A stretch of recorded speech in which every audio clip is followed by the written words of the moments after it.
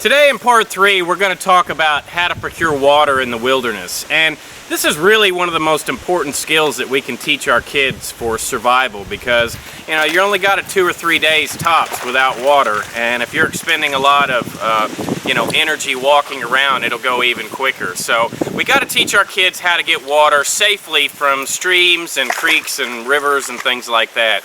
And the biggest danger that we have here in North America is Giardia and Cryptosporidium. And those things can't kill you. There's been extreme cases where older people have died, things like that. But it's really just an extremely bad case of diarrhea. I've actually had Giardia. And just a couple of simple methods and techniques, showing our kids can completely eliminate the risk of, them contracting Giardia or Cryptosporidium, because those things come from the feces of animals, such as beavers. And if we can pick areas and dig a hole, like I'm going to show you how to build a sip well right now with Shiloh, and by doing that, you essentially eliminate the chances that water is going to be exposed to the Giardia and Cryptosporidium, since we know that it has to come from the feces of animals. So right now, me and Shiloh, we're going to go dig us a sip well. Alright, so we're here for part 3, and we got to talk about what is one of the most important things and skill sets that we can teach our kids to have, and that's how to procure water in the wilderness, whether it be, Shiloh, you're going to get over your boots. Why? Did you get your feet wet? Anyways, so stand over here, baby. So when the kids don't have water that they can get it out of creeks and streams and things like that, we've got to teach them a few skill sets and how to do that. And what I'm trying to teach Shiloh right now is how to build a sip well. And a sip well is real simple. Let me show you, Shiloh. All we got to do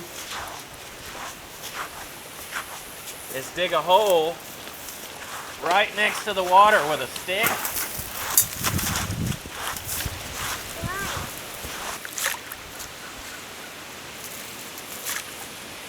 Dad, come help me.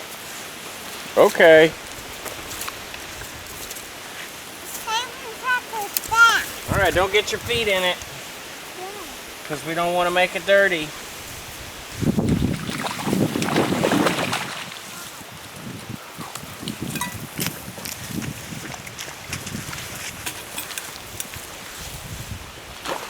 So all we're trying to do is dig this down about 6 inches, and what we're going to do is let the water table that's existing, right next to the stream right here, and we want to make sure that there's no tracks of animals that have been right in this area that we're digging the hole at, because that's a sign that there might be Giardia or Cryptosporidium in the water, and this is probably not the best place to dig, because if the animals did, urinate or anything like that on the soil that you're digging up, there's a possibility of cross-contamination, so you want to look for tracks. And all we're going to do is let this settle for about an hour, let the sediment go down, and then we can fill up our canteen out of it. Okay, so after you've given it a couple of hours to settle, then you can just come back and fill up your canteen.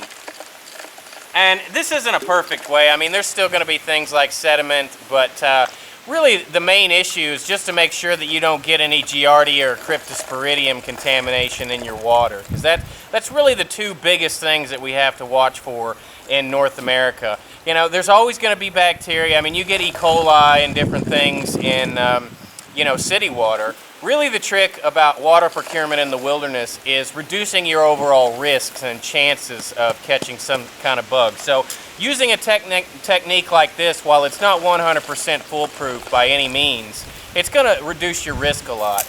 And the next thing that I want to tell people about is, outfit your kids with a stainless steel bottle.